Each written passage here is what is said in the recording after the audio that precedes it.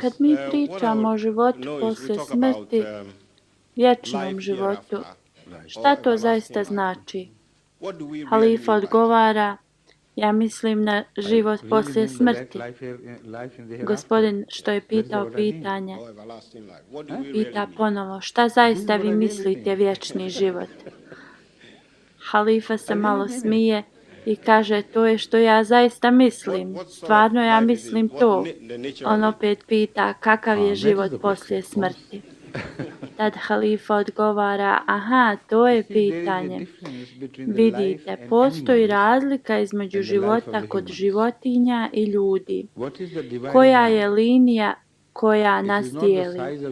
Uopšte nije veličina ljudske lobanje koja odlučuje ovaj problem. To je potpuno drugačija stvar. Pojam moralnosti se stvara po prvi put u vrstama života. Moralnost nikad nije postojala ni u bilo kojim stvorenjima koja su mnogo brojnija od ljudi. Vrste stvorenja koja su rasprostranjena širom svijeta su u stotinama hiljada i više. A ljudi su samo jedno stvorenje. Ali samo ljudi posjeduju pojam moralnosti. Dok druge životinje ne mogu odlučiti između ispravnog i neispravnog. Ako bilo koje stvorenje može odlučiti šta je ispravno, a šta ne, a nije odgovorno za svoja djela, onda ova situacija može da proizvode užasan poremećaj i nered u svijetu. Ti si slobodan da odlučiš, da uradiš ono ili ovo, a ipak nisi odgovoran za svoja djela, kakav bi to život bio i kakav bi utjecaj imao na druga stvorenja u okolini. Da još ovo razvijem, tako da shvatiš zašto postoji život poslije smrti. Zamisli bilo koju životinjsku vrstu. Oni djeluju prema instinktu. Kad lav ubije drugu životinju, to radi radi instinkta. Njihov instinkt im kaže da prestanu ubijati kad se nahrane. Svaka mala životinja, koza, jagnje i tako dalje može se igrati sa njima dok god su oni siti, dok god oni nisu gladni. Oni neće ubiti. Njihovo ubijanje je sa namjernom. Oni neće učiniti ništa loše, inače samo ovoliko i ostaće ograničeni na tom području. Krave jedu travu i biljke i ne mogu ubiti. Niti su lavovi odgovorni za svoje loše ponašanje, ako već hoćete da to nazovete lošim, niti su krave nagrađene za svoje dobra ponašanja, ako je ovo ponašanje dobro. Znači, žive prema svojim instinktima i nikad ih ne prelaze. Oni ne ruše pravila koja su im data prirodno ili od Boga, kako mi vjerujemo. Šta se je desilo u vrijeme kad čovjek je bio stvoren? Sveto učenje je došlo sa njima. Zbog toga sve vjerske knjige objašnjavaju početak čovjeka kao početak njihove religije. U realnosti ovo su dvije različite stvari. Čovjek je stvoren ovdje na zemlji 250 do 300 hiljada godina. Neki naučnjaci idu unazad i ovih brojeva. Ali eto da se složimo da su homo sapiens, predavni ljudi, pračovjek kako hoćete, su stvoreni 250 hiljada godina prije.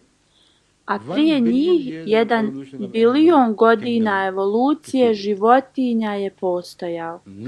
Nijedni od njih nisu bili slobodni da rade ono ili ovo, ali ljudi su postali slobodni da rade ono ili ovo ako su slobodni da rade loše ili dobro i da prekrše granice svojih instinkta i onda se počnu ponašati neprijateljski jedni između drugih. Ako nema koncepta istovremene kazne, onda koja je svrha evolucije?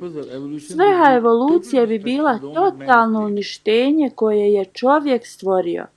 Svrha životinjske evolucije bi bila negirana sa stvorenjem ljudi. Ako je to zadnji zakon života, kad najveći kriminalac u vrijeme svoje smrti će pobjeći od odgovornosti da bude odgovoran za svoj zločin, to bi bilo trenutak kad bi on dobio slobodu od svega što je radio. Znači, mora da postoji život poslije smrti, ili život nema smisla. Oni koji vjeruju u Boga moraju da vjeruju u neku vrstu života poslije smrti. Tako da je čovjek odgovoran šta god uradi sebi ili drugima ovdje na zemlji. Ali to ne može biti fizičko novo rađanje. Nemoguće je da će se dogoditi ponovno fizičko rađanje. Zbog toga što čovjek konstantno se pomjera sa promjene na promjenu. Dijete se počinje da mijenja prema zrelosti. I svaki moment kako pristiže zrelosti, konstantno se mijenja. Poslije zrelosti opet se mijenja i onda stigne do nesreće. Može da bude ružna ili lijepa osoba, dobra ili loša i tako dalje. Onda koje tijelo će biti oživljeno?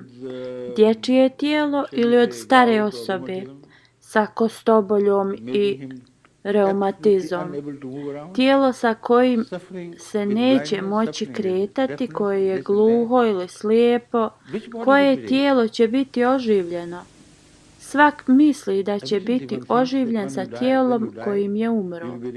Najčešće to je najgore stanje vašeg tijela kad umrete. Which you will possess at the time of death. But most often that is the worst state of your body when you die. Prema islamu ove stvari su nemoguće i bezvrijedne su.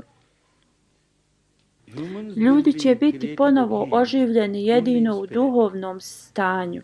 I to je posebno gledište života na koje vi morate obratiti pažnju na život poslije smrti. Kad mi radimo dobra djela, mi stvaramo utisak na našu dušu, kao što ih razumijemo u vjerskoj terminologiji. Ali i oni koji poriču Božje postojanje i oni moraju priznati da osobine ljudi se nastavljaju mijenjati prema njegovim djelima. Ako je zao čovjek, znate ga da je zao. Njegovo ponašanje je drugačije od dobre osobe. Ako je lažov, znate da je lažov. Ako ne odmah, poslije shvatite da je lažov. Ali istinita osoba ostaje takva. Njeno ponašanje je toliko drugačije od lažova kao svjetlo od mraka. Ovo je značenje o životu poslije smrti. Čovjek će stvoriti svoj džennet ili džehennem, pakao ili raj. Ako je zao, on će biti duhovno ponovo rođen u stanju koje je neurođeno, bolesno rođeno. Znači, neurođeno je bolesno i biti će oživljeno bolesno. Prema učenju Kur'ana, mi smo ti koji ćemo napraviti džennet ili džehennem za sebe. Mi napravimo dušu u sebi da nekad je toliko mirna da i u patnjama ona je u miru sa Bogom. Čak i u patnji popravlja kvalitet života kad osoba prolazi kroz patnju.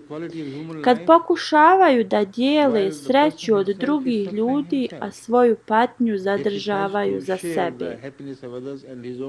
Ovo su ljudi koji će stvoriti džennet za sebe na budućem svijetu. Jer duša koja će biti oživljena bit će ovakve prirode. Postoji toliko toga što ja mogu da kažem u vezi ovoga i pričao sam o ovome u toku mnogih pitanja i odgovora sastanaka. Ali ne želim da ponavljam jer kao što znate imamo 104 gosta ovdje, tako da sam ti posvetio dovoljno vremena. Hvala. Thank you.